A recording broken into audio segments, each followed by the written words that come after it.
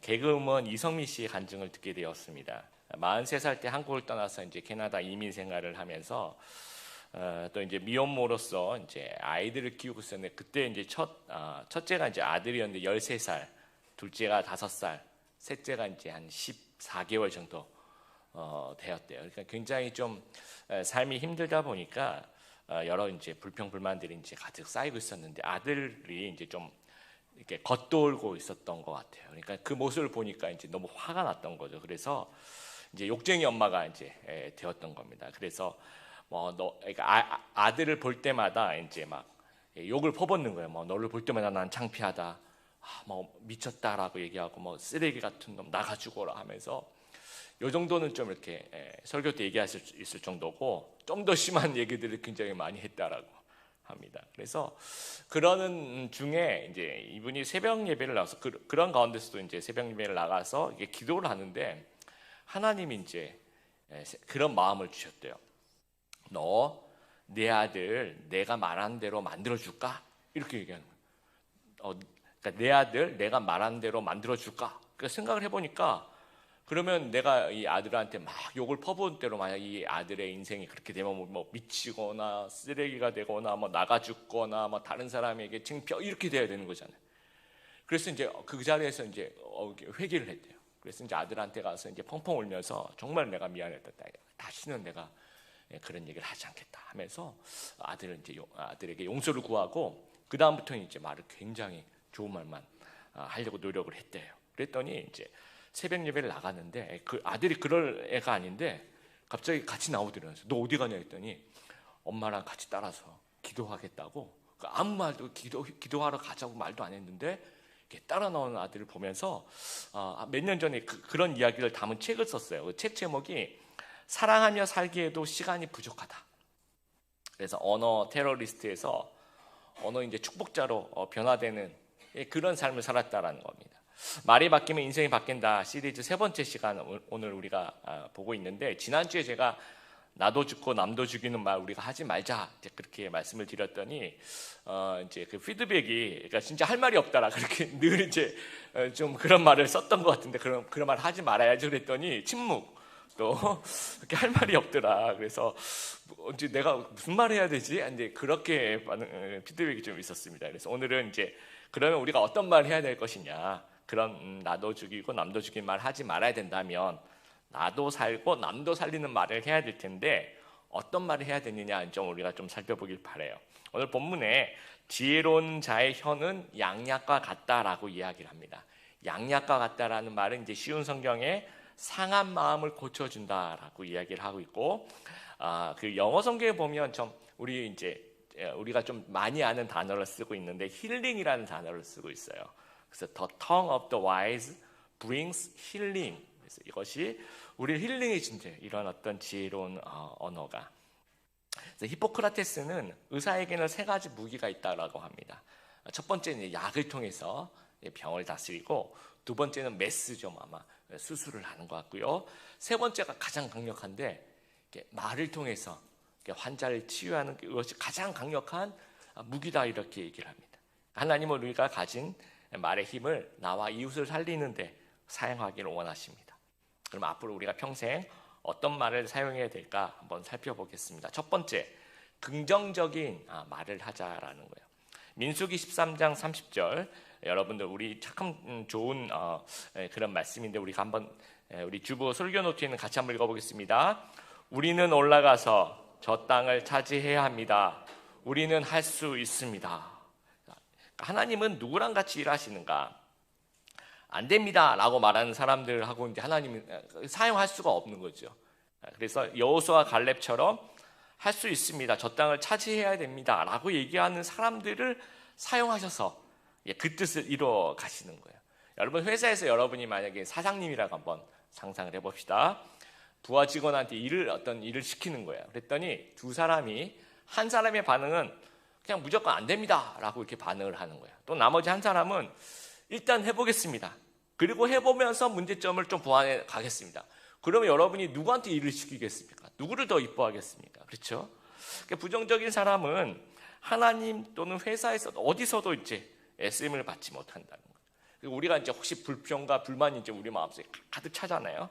그러면 이 사탄이 반드시 찾아가요.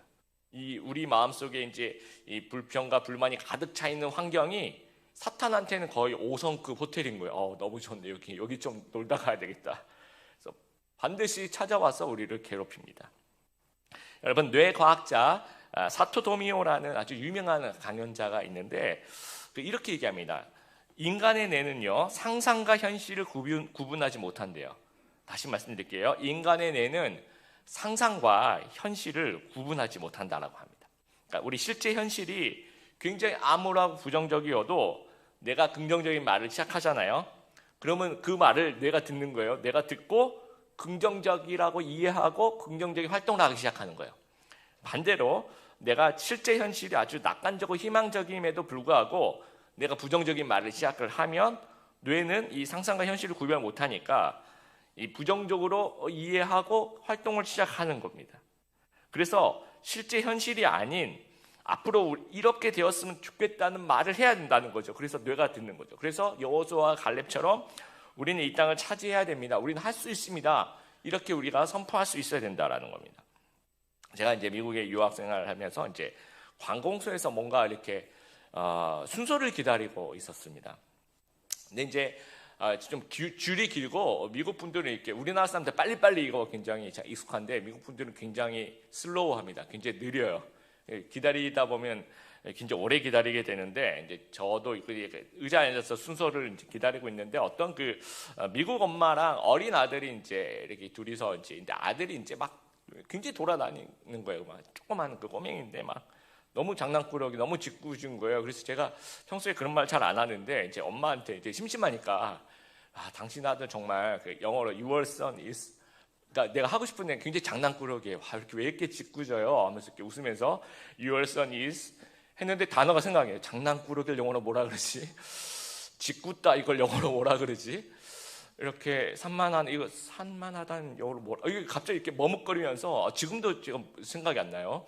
그때 모르면 지금도 모르더라고요. 그래서 뒤에 단어를 your son is 하고 있는데 그 엄마가 저를 이렇게 보면서 씩 웃으면서 active 그렇게 얘기하는 거예요. 와, 거기서 제가 이렇게 뭔가 반짝하는 그런 느낌이 받았어. 이게 그렇게 생각하니까 애가 굉장히 활동적인 애구나. 그러니까 이게 굉장히 밝아졌어요. 하여튼 제가 그걸 경험하면서 만약에 그 어머니가 우리 아들을 장난꾸러기 이렇게 네이밍하면 얘는 그렇게 될 수 있는 건데요. 그렇게 보이는 건데요. 우리 아들은 굉장히 활동적인 애야. 이렇게 얘기하면 이 아이는 활동적인 아이로 성장한 정말 그 귀한 그 포인트를 이걸 네이밍이라고 얘기합니다. 그래서 이제 요즘 고3 수험생들 굉장히 힘드니까 요즘 그 코로나 때문에 지금 대학교 1학년 친구들 정말 불행하니까 캠퍼스 나가서 저희 1학년 때는 3월 달은 선배들이 다 저기 밥 사주고 그랬거든요. 요즘 그런지 모르겠는데 그 3월에 그 어떤 꽃 피고 이렇게 캠퍼스에서 사진 찍고 놀고 뭐 이런 한 번도 이제 학교를 가본 적이 없는데 지금 종강했습니다. 학교를 가본 적이 없는데 지금 끝났대요. 굉장히 불행한 세대고 지금 고3들 더 불행한 세대에 있는데 고3들은 이제 말을 할 때 꼭 이렇게 얘기한대요. 볼펜이 딱 떨어지면 떨어진단 말을 안 하는 거죠. 볼펜이 땅에 붙었네? 이렇게 얘기하는 게 굉장히 말이 되죠, 그렇죠? 볼펜이 땅에 붙는 거예요. 중력 가속도와 이 만유인력에 붙이기 위해서 땅에 붙는 거죠, 그렇죠? 그 붙는다는 말이 그렇게 이렇게 은혜가 된대요. 땅에 붙었구나. 뭘 떨어뜨리면 떨어뜨린 게 어디 있어요? 그것이 땅에 붙었구나. 늘 이렇게 그렇게 얘기하는 것이 참 좋다라는. 그리고 과학적으로 한 가지 부정적인 말을 우리가 이제 하잖아요. 그럼 그걸 중화시켜야 되는데 40개의 긍정적인 말이 필요로 한대요. 그만큼 그 부정적인 말이 이제 센 거죠. 근데 제 경우에는 만약에 이제 기분이 좀 안 좋거나 좀 걱정이 되거나 좀 부정적인 생각이 찾아오면 제가 혼자서 이렇게 중얼거려. 혼자서 그러니까 저만 들리게 속으로 잘 된다, 좋다, 괜찮다. 만약에 한 번 그런 부정적인 생각이 들면 40번, 두 번 들면은 80번, 좀 많이 들면 그냥 1시간 내내 중얼거리는 거죠. 잘 된다, 괜찮다, 좋다, 괜찮다, 잘 된다 하면서 이렇게 한번 해보세요. 제가 그렇다고 여러분 큰 소리로 얘기하면 잘 되지 않을 수 있습니다. 이렇게 뭔가 이렇게 병원 이렇게 할 수 있어서 이렇게 공공장소에서 큰 소리로 얘기하시면 안 되고 한번 제가 이제 피드백을 이번 주에 받은 어떤 형제가 일주일 동안 그런 걸 반복을 해봤대요. 어떤 노래를 개사를 해가지고 좋고 행복하고 즐겁다라는 노래를 만들어서 그걸 계속 중얼중얼 불렀더니 일주일 내내 기분이 좋아졌대요. 그래서 여러분 혹시 한번 일주일 동안 한번 정말 나는 괜찮다, 나는 즐겁다, 나는 행복하다, 나는 하나님께서 나를 축복하신다, 혼자서 정말 하루 종일 그렇게 하시면 그 하나님의 그 긍정적인 능력이 여러분과 함께 하시기를 축복합니다. 그래서 여호수아와 갈렙처럼 우리는 할 수 있다, 이런 긍정적인 스피릿을 좀 가져보길 바랍니다. 두 번째는 신뢰 말을 하자라는 신뢰. 예수님께서 아껴주신 가족이 있어요. 마리아 자매, 그 다음에 오빠가 나사로라는. 근데 나사로가 죽었어요. 그 죽음 앞에서 이제 요한복음 11장 39절 40절에 이렇게 얘기합니다. 주님, 오빠가 무덤에 있은지 이미 4일이나 되어서 냄새가 심하게 납니다. 이렇게 얘기했더니 예수님께서 뭐라고 얘기하시냐면 내가 믿으면 하나님의 영광을 볼 것이다 라고 얘기를 해요.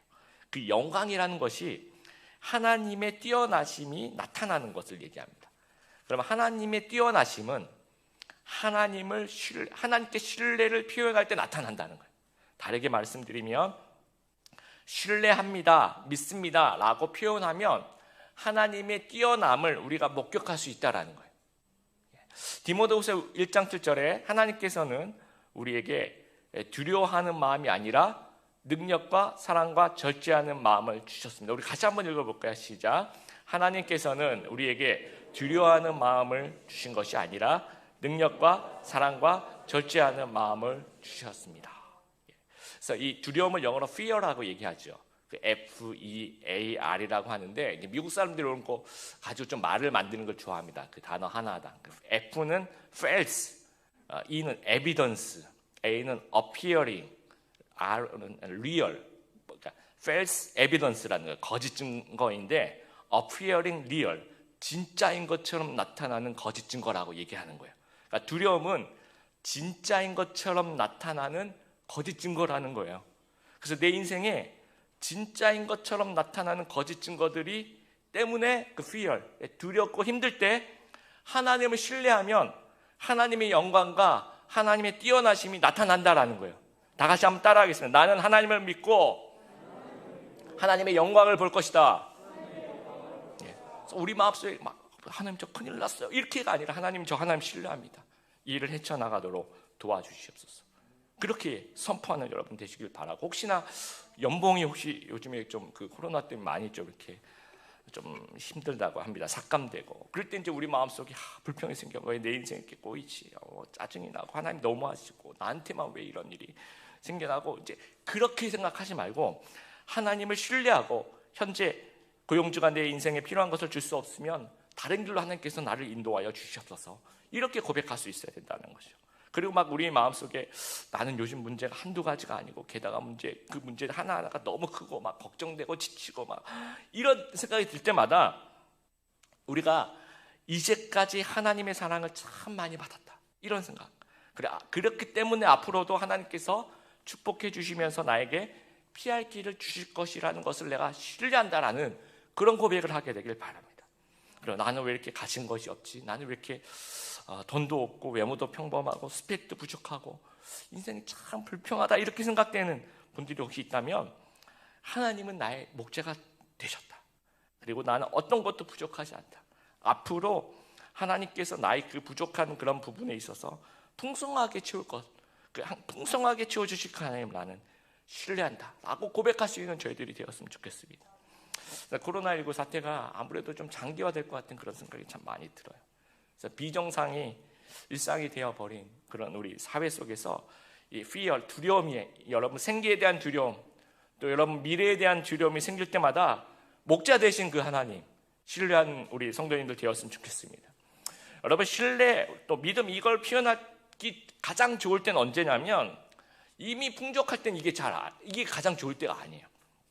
아직 하나님의 능력이 나타나지 않았을 때, 이때가 우리의 그 믿음과 신뢰를 표현하기 가장 좋을 때고, 아직 하나님의 능력이 나타나지 않았을 때 내가 신뢰와 믿음을 하나님께 표현하면 하나님이 가장 기뻐하세요. 진짜 믿음이라는 거예요. 그래서 말을 통해서 우리의 믿음을 좀 표현할 수 있는 저희들이 되었으면 좋겠습니다. 세 번째, 격려의 말을 하자라는 겁니다. 월트 디즈니는 세상에 세 종류의 사람이 있다라고 말합니다. 첫 번째는 우물의 독을 타는 사람인데, 독설과를 통해서 타인을 좀 낙심시키고 의기소침하게 만드는 사람이 있고, 두 번째는 그 반대로 타인의 삶을 북돋아주는 사람이 있다는 거죠. 손 내밀고 다가가서 풍성하게 하고 막 붙들어주고 영감을 주고. 그럼 세 번째 사람은 뭐냐? 이 사람은 자기 마당만 돌보는 사람. 첫 번째도 아니고 두 번째도 아니고 자신한테만 그냥 몰두한다는 거죠. 둘 다 안 하는, 독설도 하지 않고 격려도 없고. 그러나 이 성경에는요, 여러분 잠언 12장 25절 같이 한번 읽겠습니다. 시작. 마음에 근심이 있으면 절망에 빠지지만 격려의 말은 그를 다시 일으켜준다. 이 격려하다라는 말은 전진하도록 권하고 설득하고 위로하다라는 얘기. 그러니까 이 격려의 말은 그를 다시 일으켜주니까 너희도 격려하는 삶을 살으라고 성경에서 얘기하고 있다라는 겁니다.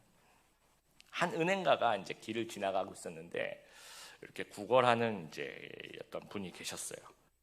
그래서 이제 다들 이제 사람들한테, 구걸한 사람한테 이제 동전을 이렇게 던지면서 지나갔는데, 이 은행가는 이게 생각을 좀 다르게 해본 거죠. 그래서 이제 그 구걸한 사람한테 같이 다가가서 이렇게 봤더니 그 구걸한 사람이 이렇게 아주 몽땅연필 같이 조그만 걸 이렇게 들고 있더래요, 뭔가.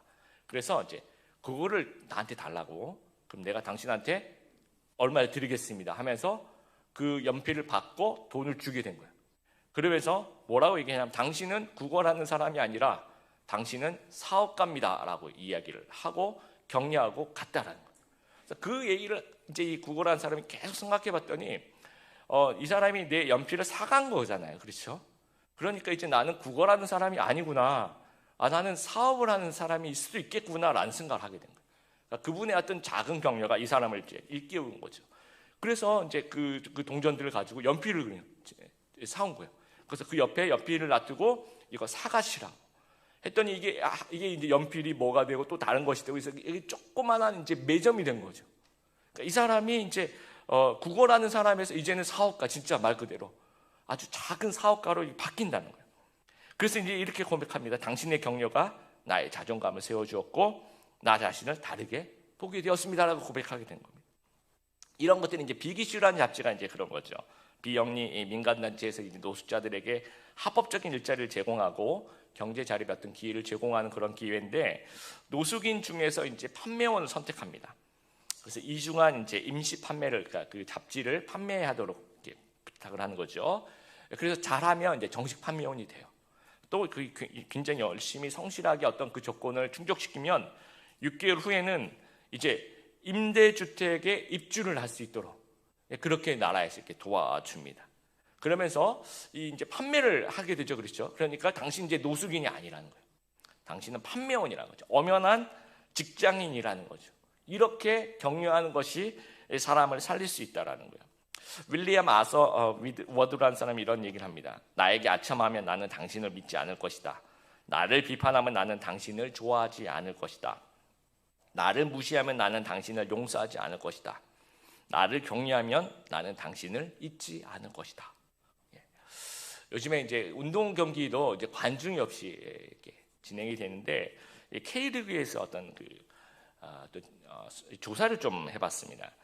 보통 이제 다른 스포츠 경기 다 마찬가지지만 이제 축구, 프로축구도 이제 홈팀이 응원하는 사람이 더 많으니까 좀 홈팀이 일방적인 응원이 일어나는 경우들이 많은데, 올해는 이제 관중이 없으니까 응원하는 사람이 아무도 없이 진행이 되는 거예요. 그래서 그 프로축구 연맹에서 응원과 승률과의 관계를 한번 조사해 본 겁니다. 그랬더니 1987년부터 작년까지 2019년까지 치루어진 7,845경기의 홈팀의 승률이 54.2% 정도 된대요. 근데 올해 6월 초까지 무관중으로 치른 경기의 그 어떤 홈팀 승률을 조사해 보니까 40.9%밖에 안 된다는 거죠. 그러니까 이 13% 정도의 차이가 있다는 거예요. 그래서 이제 그 프로 축구 연맹에서는 이게 이제 표본이 뭐 그렇게 크거나 그렇진 않지만 이거는 의미가 있다라고 보는 거죠. 이 13.3%의 차이는 응원의 차이로 보는 겁니다. 그러니까 응원의 힘과 격려의 힘이 다르다는 거죠. 뭐 축구뿐만 아니라 그 프로야구 감독들도 그런 얘기를 해요. 지금 이제 관중이 없이 진행이 되는데 투수들의 그 스피드가 관중들이 응원하면 더 올라간대요. 그렇다라고 한평생 그 야구장에서 그 이제 일하신 그 경험 있는 감독들이 그런 얘기를 하시더라고요. 응원하면 구속이 더 올라간다라는 거죠. 그것이 응원의 힘이고 격려의 힘이라는 겁니다. 그래서 우리가 우물에 독을 푸는 사람 되지 말고 뭔가 이렇게 어떤 단점을 지적한 사람이 되지 않고 만나는 사람마다 좀 격려할 수 있는, 너는 할 수 있다, 너는 잘하고 있다라고 격려할 수 있는 저희들이 되었으면 좋겠습니다. 네 번째, 부드럽고 친절한 말을 하자.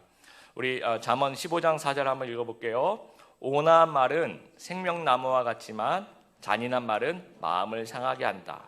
그 밑에 있는 잠언 16장 24절 말씀, 부드러운 말은 송이꿀과 같아서 영혼에 닿으며 뼈를 치료한다. 존스 핫킨슨 대학이라고 있죠. 미국이 아주 유명한 의과대학인데 그 대학의 창설 멤버 중에 한 명이 하워드 켈리라는 그 아주 유명한 의사 선생님 계셨는데, 이분이 이제 학생 때, 아주 옛날입니다. 1880년 여름에 학자금 이제 마련을 위해서 이제 뭔가 방문 판매, 문을 똑똑 두들기고 뭐 사세요. 그래서 아르바이트로 이제 그거를 했던 것 같아요. 이제 배가 고프고 이제 돈도 없고 시원한 물 한 잔 먹고 싶은데 보통 이제 찾아가서 이렇게 문을 두들기고 그러면 사주시는 분들도 계시지만 안 사주면서 좀 이렇게 반응이 되게 차갑대요. 딴 데 가라고 막 귀찮게 왜 우리 집에 이렇게 문을 두들기냐고 뭐 하면서, 그래서 이제 그런 차가운 반응이 좀 이렇게 주눅이 들어 있는데 너무 이제 배도 고프고 이제 돈도 없고 하여튼 어딘가를 두들겨서 물 한 잔이라도 좀 얻어 먹었으면 좋겠다 하면서 갔더니 이제 그 집 그 아주머니가 굉장히 친절하게 따뜻하게 맞아주시고 물이 아니라 이제 이 차가운 그 우유 한 잔을 이렇게 주셨나 봐요. 그거를 이제 마시면서 이제 그 배고픈 것도 좀 해소되고 그 차가운 그 이제 갈증도 해소되면서 이제 그게 이제 잊을 수가 없었던 것 같아요. 이 하워드 켈리 의사가 나중에 이제 종합병원의 의사가 된 켈리가 이제 환자가 와서 이렇게 봤더니 나는 알아보는데 이제 그분은 못 알아보는 거죠. 그때 그 나에게 시원한 물 한 잔 줬던 우유 한 잔을 주셨던 그 아주머니가 이제 아주 이렇게 병에 걸려서 오신 거예요. 그래서 이제 정말 최선을 다해서 치료하고, 근데 이제 미국은 이제 치료비가 굉장히 우리나라 상상을 초월할 정도로 굉장히 의료비가 좀 높은데 그 청구서에다가 그 아주머니 이제 두근두근했을 거 아니에요. 내가 막 얼마나 나왔을까. 근데 그 청구서에다가 이렇게 써서 줬대요. 우유 한 잔으로 지불이 완료되었습니다. 이분이 이제 대신 내주신 거죠. 그러니까 이분은 이 어떤 부드럽고 친절한 그 공짜 우유 한 잔을 평생 잊지 못한다는 거예요. 그러니까 우리가 뭔가 누군가에게 정말 이렇게 따뜻한 말을 한마디 했을 때 그분이 그것을 듣고 평생 그것이 힘이 날 수도 있다는 거죠. 한번 생각해 보세요. 여러분이 친절한 말을 할 때마다 상금으로 100원을 받는 거예요. 그런데 불친절한 말을 할 때마다 여러분이 벌금으로 100원 내는 겁니다. 지금부터 하자는 얘기가 아니고 그렇다 이게 상상을 해보는 겁니다. 그러면 최종적으로 한번 생각해 보세요. 친절한 말을 할 때마다 100원을 내가 받고 상금으로, 불친절한 말을 할 때마다 100원을 벌금으로 내야 된다고 생각한다면 한 달 정도 지났다고 생각해 보세요. 여러분 상금이 더 여러분 많을 것 같습니까? 아니면 벌금이 더 많을 것 같아요? 벌금이 더 많을 것 같아요. 여러분 그러면 친절하면 돈이 되나 한번 생각을 해봤더니 성경에 그런 얘기가 있더라고요. 친절하면 돈이 된대요. 하나님께서 마태복음 5장 5절 같이 읽겠습니다. 시작. 온유한 자는 복이 있나니 그들이 땅을 기업으로 받을 것이며. 이 말은 생각하면 생각할수록 좀 우리가 생각할 부분이 있어요. 왜냐하면 땅을 기업으로 받으려면 이 싸워서 이겨야 되는 거거든요. 전쟁을 하거나 막 힘있게 빼앗거나 아니면 경쟁에서 이기거나 이게 불친절해야지 땅을 기업으로 받을 것 같은데 하나님이 그렇게 얘기를 안 해요.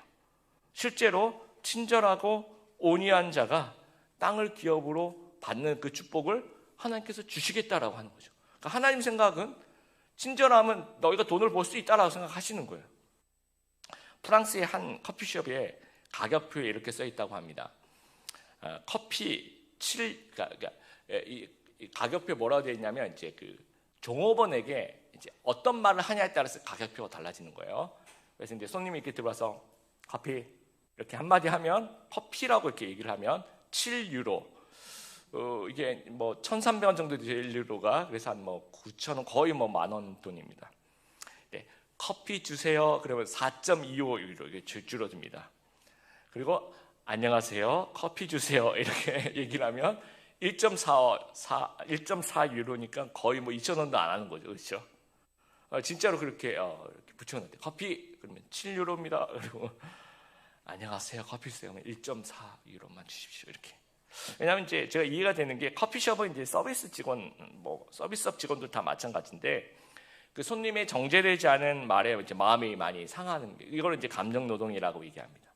그러니까 이제 그걸 풀기 위해서 비용이 발생하는 거죠. 상담도 해야 되고 그렇죠. 그걸 또 풀어야 되니까. 그러니까 친절할수록 감정 노동 비용이 발생이 안 되니까 비용은 줄어들 수밖에 없는 거예요. 가격은 내려가는 그건 맞는 것 같습니다. 그래서 한번 생각해 보세요. 여러분이 혹시 나는 커피 이렇게 얘기하는 사람인지 안녕하세요. 커피 주세요. 이렇게 얘기하는 사람인지 한번 생각해 보길 바래요. 내가 말이 센 사람인지 아니면 좀 부드러운 사람인지 속에서 뭔가 이렇게 분노가 부글부글 이렇게 끓어오르는 사람인지 아니면 내가 말을 하면 주위에 있는 분들이 좀 불편해하는 그런 사람인지 한번 생각해 보길 바랍니다. 그래서 우리 주위에 있는 분들이 우리가 살면서 이제 작년보다 올해 말이 좀 더 부드러워지셨네요. 또 올해보다 내년쯤 돼서 올해 작년에 비해서 말이 많이 부드러워지셨네요. 라는 좀 말을 들을 수 있는 우리 성도님들 되었으면 좋겠습니다. 그래서 온유함은 성령의 열매라는 사실을 기억하면서 이 온유함이 우리의 생활 태도가 되시길 바랍니다. 마지막 5번째는 축복하는 말을 하자라는 거예요. 이 축복하는 것의 이점이 첫 번째는 복의 통로로 사용이 되는 거죠. 하나님이 우리를 통해서 이제 복을 주시는 통로로 사용되니까 굉장히 의미가 있죠. 근데 두 번째 이점은 뭐냐면 내가 축복을 했을 때 상대방이 안 들으면 그 축복은 없어지는 것이 아니라 나에게 다시 돌아옵니다. 마태복음 10장에서 예수님께서 제자들한테 가서 복을 빌라 그러죠. 가서 이제 복을 빌고 이제 그 집에 들어갔을 때, 근데 그 집이 이제 그 복을 안 받으면 아니 난 그런 복 필요 없다 뭐 이렇게 복을 안 받으면 그 복은 없어지는 것이 아니라 돌아서 나에게 다시 돌아온다라는 겁니다. 그래서 어두 목사님 이제 외부 강연을 많이 다니시는데 그 외부 강연을 가시면 이제 어떤 그 단체는 되게 잘 듣는 그런 단체가 있고 어떤 단체는 막 반응도 전혀 없고 막 그런 되게 힘든 데가 있대요. 그래서 이제 가면서 이제 되게 힘든 데 가서 잔소리를 엄청 했대요. 막 왜 이렇게 반응이 없냐고 막 왜 이렇게 뭐 합니까 이렇게 막 하면서 이제 잔소리를 계속했더니 자기도 지치고 듣는 사람이 그 잔소리를 듣고 더 열심히 듣냐 그것도 아니래요. 더 이렇게 반감이 생겨서 더 분위기가 안 좋아지더래요. 그래서 이제 자기가 이렇게 본인 스스로 반성을 하면서 만약에 이쪽에서 반응이 안 좋으면 나는 잔소리 대신에 다른 얘기를 해야 되겠다. 그래서 뭐라고 할까 지금 생각해봤더니 할 말이 없어요. 그래서 그냥 할 말이 없는 게 아니라 그냥 뭐라도 하자. 그래서 마음에 안 들 때마다 축복합니다. 그래서 이걸 하기 시작한 거예요. 근데 이걸 입을 이렇게 꽉 다물면서 축복합니다. 뭐 이런 식으로 이제 마음 안 nak히는데 굉장히 반응이 안 좋은데 축복합니다. 다음부터 잘합시다. 축복합니다. 마음속에 계속 그랬대요. 그랬더니 분위기가 그 말을 하면 할수록 점점 좋아지고 본인도 기분이 더 좋아지더래요. 그래서 이분이 하여튼 그 이후에 제가 이제 유튜브나 이렇게 한번 가끔씩 들어보면 계속 축복합니다. 축복합니다. 그게 이제 이게 배웠더라고요. 몸에. 네. 그래서 민수기 6장 24절부터 26절 우리 말씀 굉장히 익숙한데 한번 같이 읽어보겠습니다. 여호와는 내게 복을 주시고 너를 지키시기를 원하며 여호와는 그 얼굴을 내게 비추사 은혜 베푸시기를 원하며 여호와는 그 얼굴을 내게로 향하여 두사 평강 주시기를 원하노. 이 아론과 그의 아들들에게 하나님께서 민수기 6장에 너희는 그러니까 그 제사장들이죠. 제사장들에게 너희는 이스라엘 백성들을 이렇게 축복하라고 하나님 직접 이렇게 주신 말씀이에요. 그래서 여호와는 내게 복을 주시고 너를 지키시기를 원하며 여호와는 그 얼굴을 내게 비추사 은혜 베푸시기를 원하며 여호와는 그 얼굴을 내게 비추사 평강 주시기를 원하노라 하고 제사장의 위치에 있는 사람은 백성들이 이렇게 축복하라는 거예요. 그 제사장의 위치가 이제 막 저주를 내뿜는 그런 위치가 아니라 축복하는 위치라는 겁니다. 그래서 우리는 만인 제사장이죠. 그렇죠? 그럼 저와 여러분이 서 있는 이 자리는 축복하는 자리라는 거예요. 누구든지 간에 뭐 서로를 축복하는 그런 자리라는 거죠. 그래서 여러분 하루를 시작할 때 자신에게 먼저 좀 축복하는 말로 시작해보면 이렇게 아침에 그 알람이 울리면 그렇죠. 되게 피곤한데 더 자고 싶은데 이제 야속한 그 알람이 막 울리면 축복하는 거. 우리 하루를 주시는 그 하나님을 감사하고 이 하루도 하나님의 뜻대로 기쁜 하루가 되게 해달라고 이렇게 축복을 하는 거죠. 그 축복하면서 시작하는 거죠. 그리고 우리가 만나는 사람들을 좀 축복하고 여호와께서 내게 복을 주시길 원한다 축복하고 당신은 정말 특별한 사람입니다. 축복과 함께 일하게 되어서 감사하다고 축복할 수 있는. 그리고 우리 특별히 우리 집사님들, 우리 권사님들, 우리 자녀들에게 여호와는 내게 복을 주시고 너를 지키시기를 원한다 하고 여러분 정말 축복해 주시게 볼 때마다 자녀들은. 그리고 신명기 28장 13절 우리 주일학교 어렸을 때부터 교회 다니시는 분들은 부모님한테 굉장히 많이 들어봤을 거예요. 한번 같이 읽어보겠습니다. 시작. 여호와께서 너를 머리가 되고 꼬리가 되지 않게 하시며. 여기 좀 부작용이 있는 게 이제 이게 이 얘기를 들으면 자녀들이 좀 막 시험 못 치면 너는 안 된다 뭐 그런 뜻이라. 또 경쟁에서 이겨야 된다. 이런 혹시 오해를 할 수 있는데 그런 건 아닙니다. 그런 뜻이 아니라 이것은 정말 그 말 그대로 축복하는 거예요. 자녀들한테 이걸로 이 말로 여호와께서 너를 머리가 되고 꼬리가 되지 않게 하시기를 자녀들에게 축복할 때 꼭 이 말씀하세요. 너 경쟁에서 이기라는 그런 얘기를 하는 것이 아니라 그냥 이거는 아주 순수한 하나님의 축복이다. 그런 하나님의 축복으로 너를 축복한다. 이렇게 여러분 자녀들에게 머리가 되고 꼬리가 되지 않게 하나님께서 축복해달라고 매일매일 이렇게 축복하시는 귀한 우리 학부모님들 되었으면 좋겠습니다. 여러분 사랑하고 축복하기에도 인생이 너무 짧은 것 같아요. 욕하고 저주하고 비난하면서 아까운 시간을 우리가 허비하지 않게 되길 바라고 이 말에도 선점의 원리가 있습니다. 긍정적인 말을 먼저 하잖아요. 그럼 부정적인 말을 하지 않게 되는 부분들이 있어요. 그러니까 우리가 먼저 신뢰하면요 두려움이 사라져요. 두려움이 빠지지 않게 되고 먼저 격려하고 먼저 친절하고 먼저 축복하면 우리가 언어 테러리스트가 아니라 언어 축복자로 살 수 있다라는 거죠. 그래서 어떤 분이 이런 얘기를 하더라고요. 우리가 말을 할 때 태교하듯 말을 하자 이렇게 얘기를 합니다. 태교해 보신 우리 집사님들 계시죠? 태교할 때 어떻게 합니까? 아기가 듣고 있으니까 어떻게 해요? 되도록이면 좋은 말, 이쁜 말 이렇게 하셨나요? 그렇죠? 좋은 거 보고 이쁜 말 하고 이쁜 거 듣고 그렇죠? 아기가 듣고 있으니까. 우리도 마찬가지예요. 우리의 뇌가 듣고 있고 나의 내면이 듣고 있고 하나님이 듣고 계시고 다른 사람이 듣고 있는 거예요. 그래서 태교하듯 이쁜 말만 하면서 살아갈 수 있는 저희들이 되었으면 좋겠고 내가 믿는 신념이 우리가 말로 표현되는 겁니다. 그래서 말은 신앙생활을 반영하는 겁니다. 그러니까 순종이라는 것은 말로 긍정하는 것이고 또 신뢰하는 것입니다. 그래서 우리가 긍정하고 신뢰하며 그 신앙생활에 진전을 가져오고 또 인생을 바꿔나갈 수 있는 계기가 된다는 사실을 우리 기억하면서 오늘 우리가 좀 나눠봤던 말씀처럼 긍정적인 말, 신뢰의 말, 격려의 말, 부드럽고 친절한 말, 축복의 말을 통해서 나와 남을 살리는 그런 인생 살아가시는 귀한 하나님의 백성들 다 되시기를 주님의 이름으로 축복합니다.